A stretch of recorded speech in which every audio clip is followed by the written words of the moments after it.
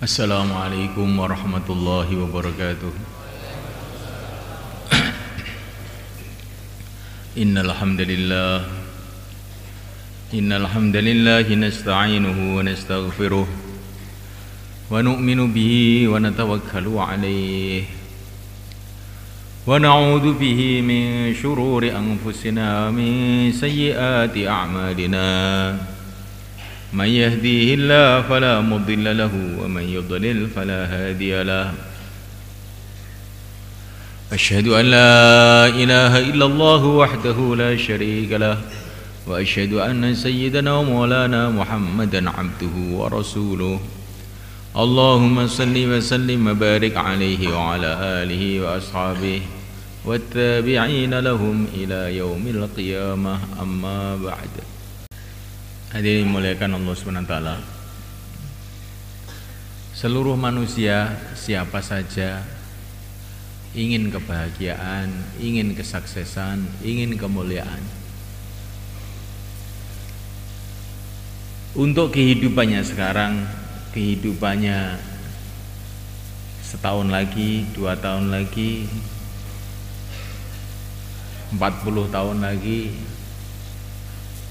bahkan semua orang juga ingin kesuksesan dalam kehidupan yang selama-lamanya. Tidak ada orang ingin malapetaka, kehinaan. Gak ada orang ingin gagal, gak ada. Semua ingin kesuksesan, ingin kemuliaan, ingin kebahagiaan, ingin keselamatan. Sekarang, masa yang akan datang, dan selama-lamanya. Termasuk kita. Kita pun juga ingin kesuksesan, kebahagiaan, keselamatan. Seluruh manusia.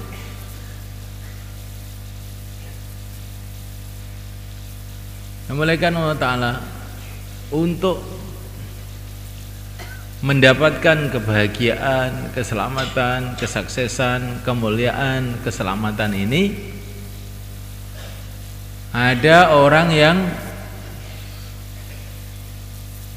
dengan caranya dia sendiri,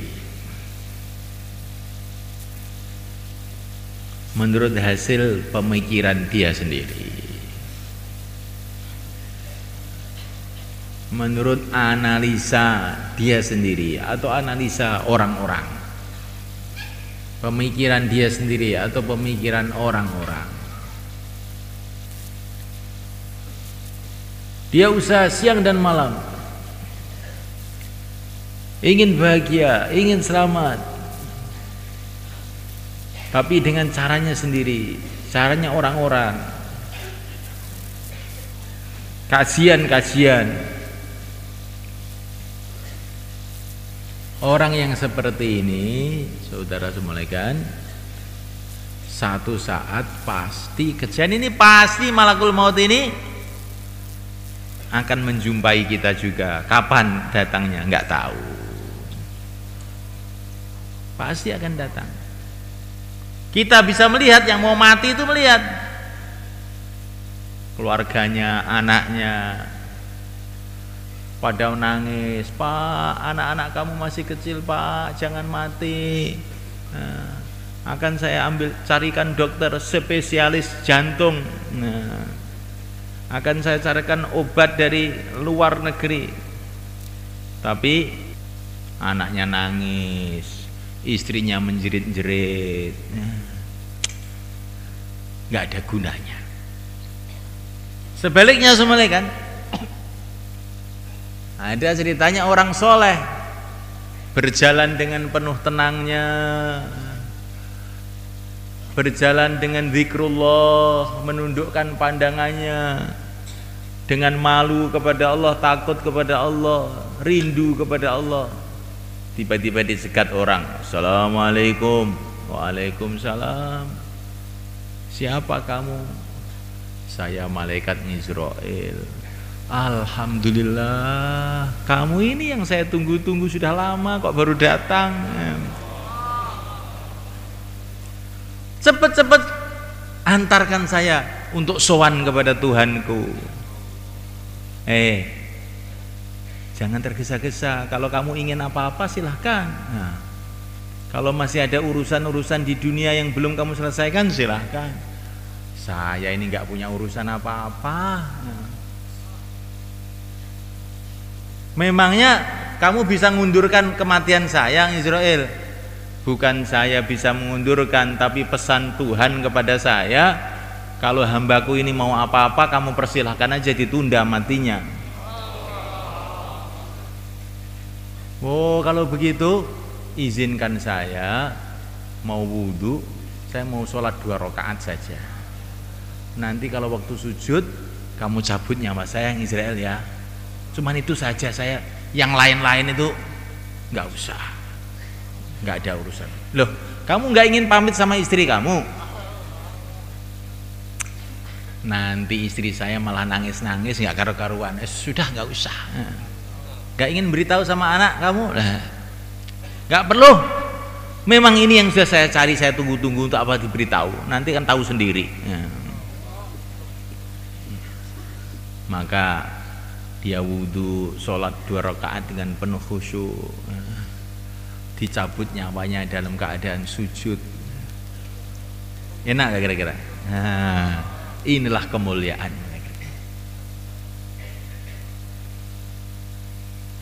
Dia mati disambut oleh para malaikat, kuburnya menjadi pertamanan surga, dibangkitkan di padang mahsyar di bawah naungan arasy, mendapatkan minum dari telaga baginda Muhammad SAW, masuk surga Allah Subhanahu wa taala. Baru orang itu tahu ternyata kemuliaan yang sebenarnya hanya dalam iman dan amal saja. Orang yang merasa mulia dengan kerajaannya, merasa mulia dengan hartanya, merasakan sukses dengan teknologinya, semua tertipu. Semuanya tertipu. Maka semalakan Allah Subhanahu wa taala, kita duduk di sini bukan untuk apa-apa, untuk menjadi orang yang bahagia, orang yang selamat, orang yang sukses dengan memperbaiki iman dan memperbaiki amal. Perbaiki iman, keyakinan kepada Allah dimantapkan betul-betul. Ucapkan dengan lisan kita, fahami dengan akal kita, tanamkan di dalam hati kita bahwa yang berkuasa hanya Allah, yang menentukan hanya Allah, yang berhak disembah hanya Allah. Kullun min indillah, semua hakikatnya hanya dari Allah.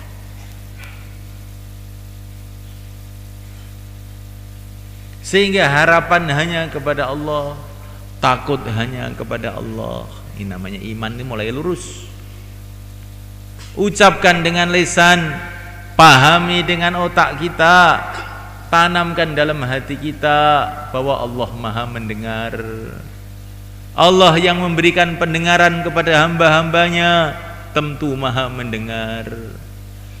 Tanamkan dalam hati bahwa Allah Maha melihat. Allah yang memberikan penglihatan kepada makhluk-makhluknya tentu Maha melihat. Sehingga kita ini malu kalau berbicara yang tidak disukai oleh Allah, berbuat sesuatu yang tidak diridhai oleh Allah.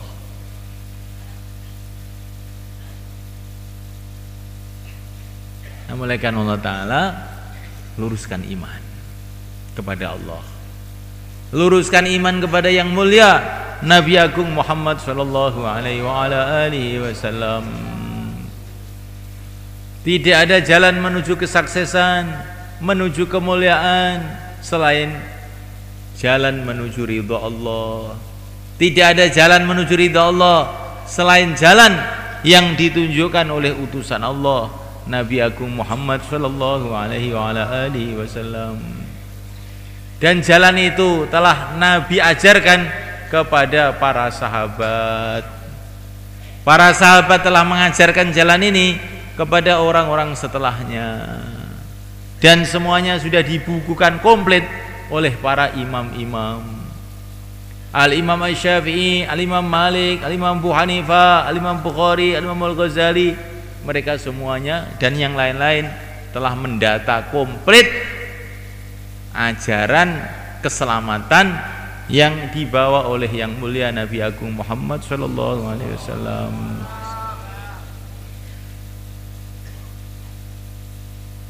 Hanya jalan satu saja, jalan Rasulullah SAW.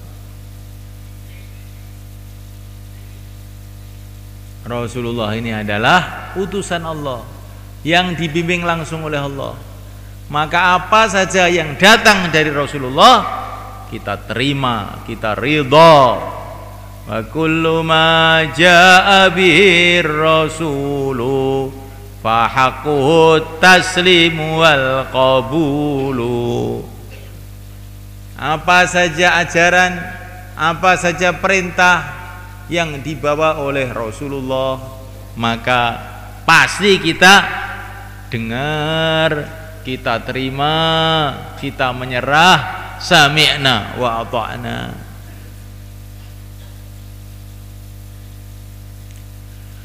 Seorang sakit datang kepada dokter, kaki saya ini sakit Pak dokter. Oh iya, kaki kamu harus dipotong.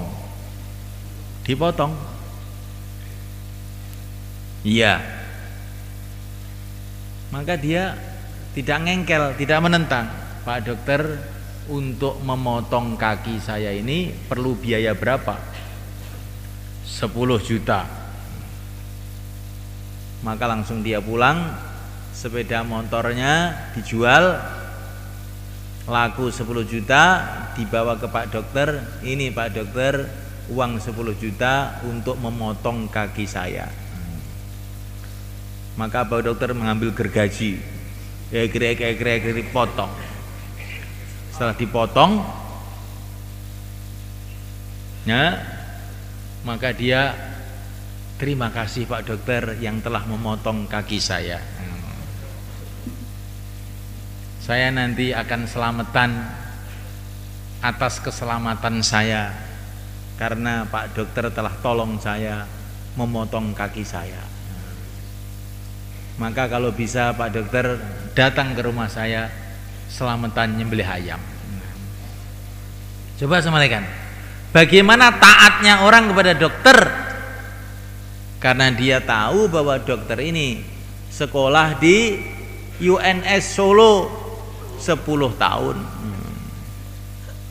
Rasulullah itu bukan sekolah di universitas, sekolahnya di Sidratul Muntaha, di atas langit sana, yang mengajar pencipta alam semesta, pembimbingnya malaikat Jibril. Pokoknya kalau sudah datang perintah dari Rasul, enak nggak enak, sami'ana wa ata'na, kita terima. Kalau kita tentang, itu menunjukkan kita ini bodoh. Seperti orang kampung datang ke dokter, dikasih obat, ini makan pagi 2 kali, siang 2 kali, bayar 50.000. Enak saja Pak dokter, obat kecil-kecil begini pahit lagi suruh bayar 50.000. Enggak mau. Oh, nggak mau kamu, orang kampung, desa, goblok. Nah, pergi sana. Kalau nanti kalau ke perut kamu nggak usah sambat ya. Udah pulang. Orang kampung dinasihati nggak mau, suruh bayar nggak mau, goblok. Jadi kalau kita ini nentang dokter, padahal dia ini punya ilmu mengenai kedokteran, maka kita pasti akan dicap bodoh, goblok, desa, kampungan. Kalau kita ini kok tidak menerima ajaran Nabi, bukan hanya goblok, sangat super goblok.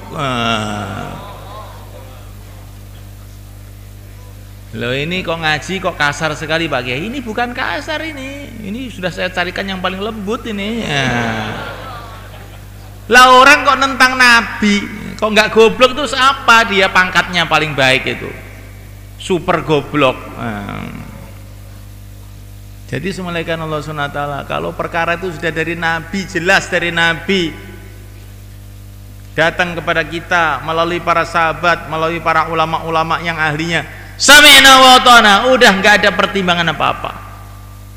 Walaupun kelihatannya itu berat, menyakitkan, pahit, getir, gak patut, tapi ini kalau datang dari Rasulullah, itulah yang terbaik dunia akhirat. Insyaallah malaikat.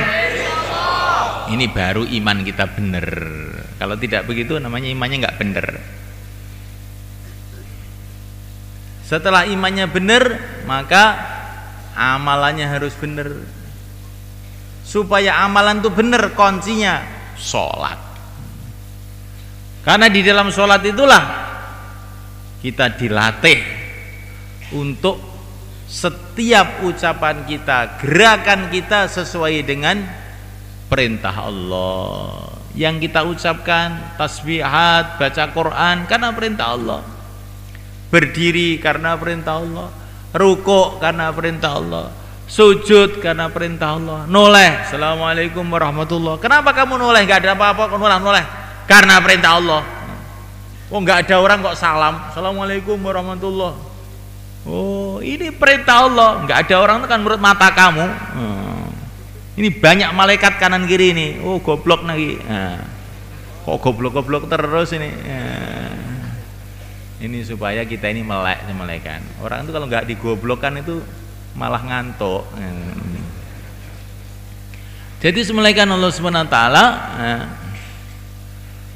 itu sholat ini kunci supaya kita ini hidup tuh pakai tertib yang diridhoi oleh Allah. Kalau orang tuh sholatnya benar, berdiri dengan tegak, menundukkan pandangan melihat tempat sujudnya karena Allah, matanya taat betul kepada Allah waktu sholat, insya Allah nanti habis sholat matanya itu jadi berat untuk melihat maksiat di jalan-jalan. Kenapa ini habis sholat kok matanya ingin maksiat aja? Karena waktu sholat tidak menundukkan matanya melihat tempat sujud. Jalan-jalan ke Madiun tua mbah sumpek, tambah sumpek. Kalau orang dulu enggak, oh ini ada barang syubhat di perut saya ini maka sumpek terus. Ketika barang-barang yang syubhat itu hilang, biasanya itu 40 hari. Kalau sudah 40 hari itu baru hilang itu. Makanan halal murni, masya Allah, plong. Namanya Allah Ta'ala. Dan bagaimana supaya kita ini bisa mengamalkan agama dengan baik? Kita ini harus banyak zikrullah. Orang yang lalai kepada Allah bagaimana bisa mengamalkan agama? Maka zikir diperbanyak sampai zikir wala taniya fi zikri, zikir 24 jam. Jangan berhenti zikir 24 jam. Awalnya ya zikir 300 pagi, 300 petang, habis sholat, doa masuk WC, keluar WC, masuk rumah, keluar rumah. Lama-lama 24 jam tuh hatinya senantiasa ingat pada Allah. Kalau orang sudah begitu, insya Allah akan jadi orang baik. Gak akan maksiat, gak bisa. Orang tuh dalam keadaan zikir mau maksiat gak bisa. Orang yang maksiat itu hanya orang-orang yang lalai hatinya dari Allah.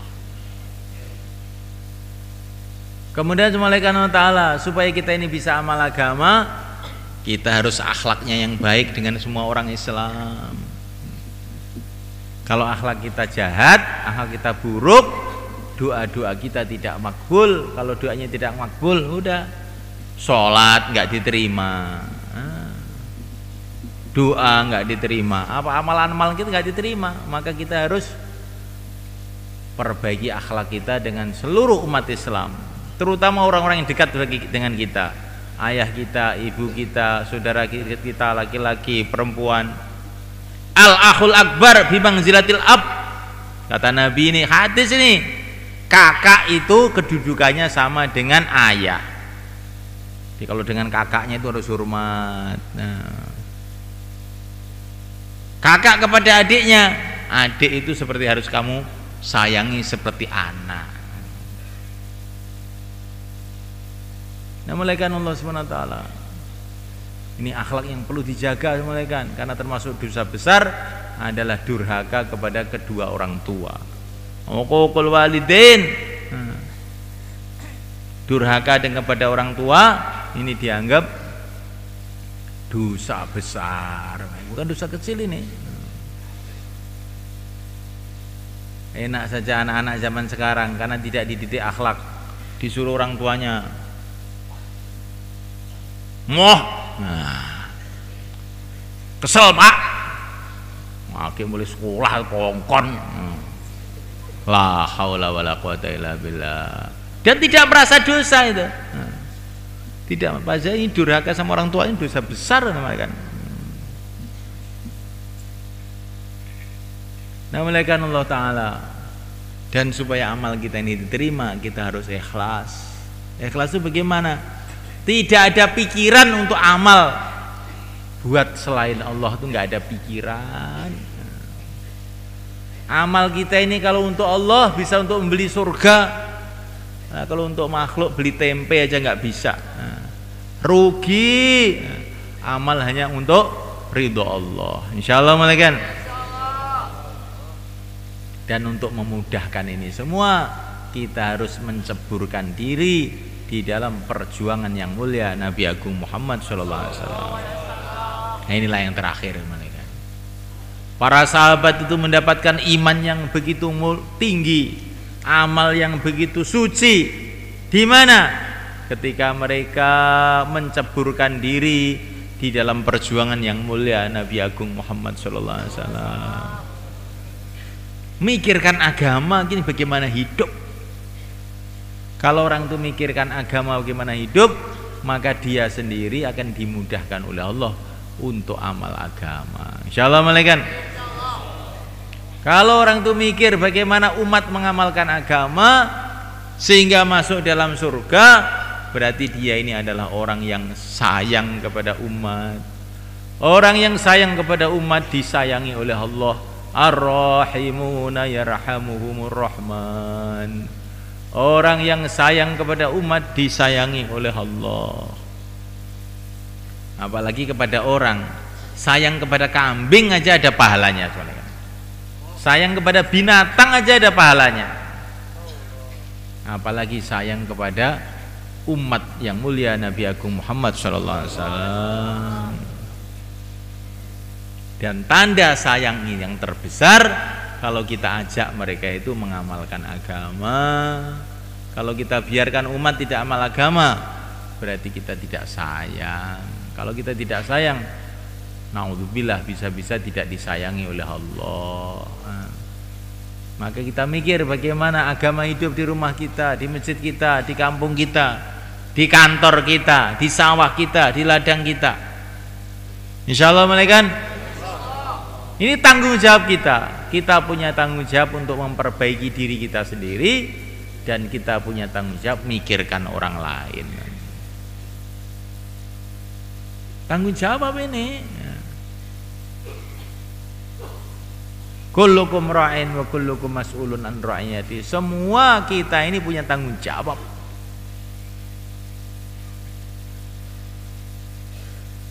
Jadi kalau ada orang tidak amal agama, kita ini punya tanggung jawab untuk memikirkan mereka, mengajak mereka, mendekati mereka sehingga amal agama. Kalau tidak, kita dapat dosanya juga. Minimalnya hati itu sedih, pedih, nangis. Ya Allah, turunkan hidayah, itu minimalnya. Kalau kita melihat kemaksiatan hati kita tidak pedih, kita dapat dosanya. Maka semalakan Allah Ta'ala, orang yang paling mulia di dunia ini adalah para nabi dan para rasul. Ciri khas kehidupan para nabi, para rasul itu Di antaranya adalah siang malam ummati ummati. Bagaimana umatku, bagaimana umatku. Maka kalau kita ini fikir ummati ummati, bagaimana umat, bagaimana umat, berarti kita ini mengikuti jalan para nabi. Tapi kalau kita ini nafsi-nafsi, yang penting diri saya sendiri, nah ini tidak ikut jalan mereka. Apalagi dirinya pun nggak dipikirkan, wah tambah nemen mana ya. Orang lain nggak dipikirkan, dirinya nggak dipikirkan. Tapi kalau kita ini mikirkan orang lain dan juga memikirkan diri kita sendiri, itulah jalan yang mulia Nabi Agung Muhammad SAW.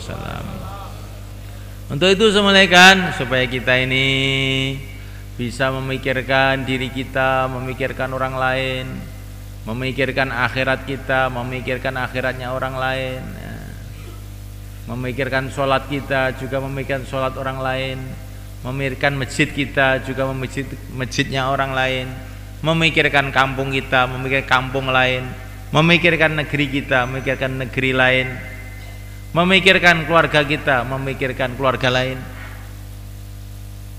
Ini begitu ringkesannya arahan Nabi SAW. Kalau kita memikirkan orang lain, akan datang barokah pada diri kita sendiri. Wa man jahada fa innama yujahidu li nafsih. Barang siapa berjuang, barokahnya kembali pada dirinya sendiri. Kalau orang tidak mau berjuang, mafhumnya ya yang rugi dirinya sendiri yang pertama. Insyaallah malaikan. Maka untuk belajar berjuang, belajar menghidupkan agama, langkah pertama kita mesti keluar 4 bulan. 4 bulan malaikan. 4 bulan ini penting. Dulu Mekah itu orangnya kafir semua malaikan. Setelah Mekah dikuasai orang Islam, Allah berfirman, "Fasihu fil ardi arba'ata ashhur." Orang Mekah yang masih kafir itu, nah, kamu boleh tinggal di Mekah 4 bulan. Kumpul orang-orang Islam itu. Maka mereka tinggal di Mekah beberapa bulan, akhirnya masuk Islam semua, amal agama semua. Inilah kata para ulama, kalau orang itu dalam suasana agama, zahir batin 4 bulan terus menerus, nanti itu amalan itu akan meresep dalam hatinya. Zahir batin syaratnya,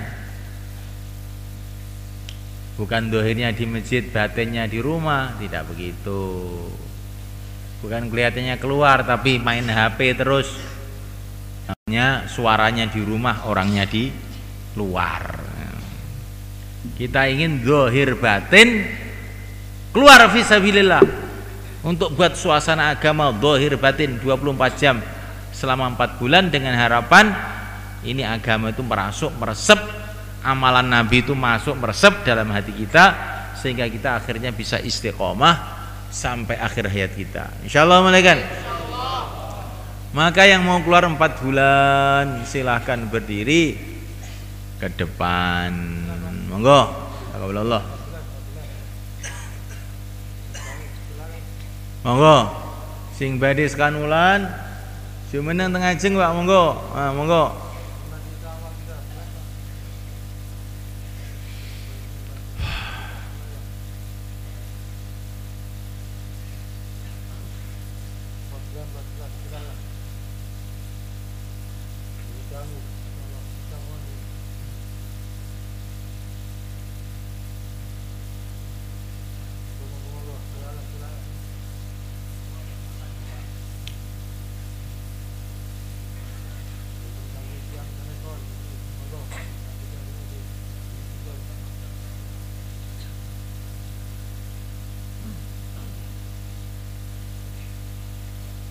Begitu juga yang mau keluar 40 hari, silakan.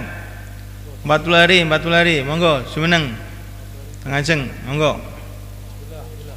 Monggo, mriki. Terus mohon.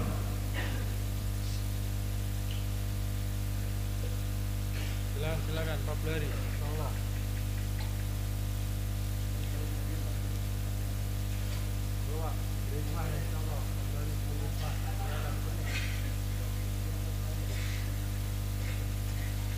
Barang siapa yang ikhlas karena Allah 40 hari, maka Allah akan berikan hikmah di dalam hatinya.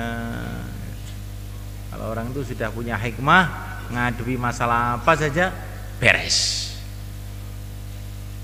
Kalau orang itu nggak diberi hikmah, bingung, jadi gimana bingung. Supaya hikmah, diantaranya kita latihan ikhlas 40 hari. Monggo